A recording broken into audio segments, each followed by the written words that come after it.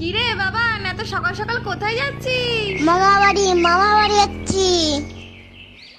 খাও বাবা খাও, বেশি কিছু করতে পারিনি। ও মিনু, জানা টেবিল ফ্যানটা নিয়ে আয়, তোর জামাইবাবুর গরম লাগছে যে।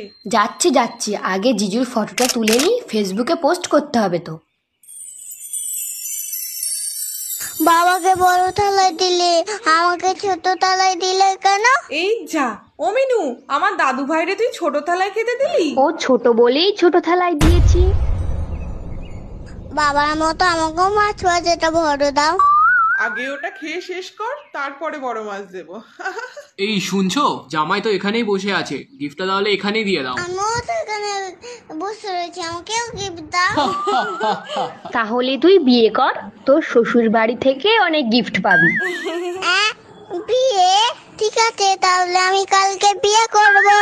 তাহলে আমি অনেক গিফট পাবো তো।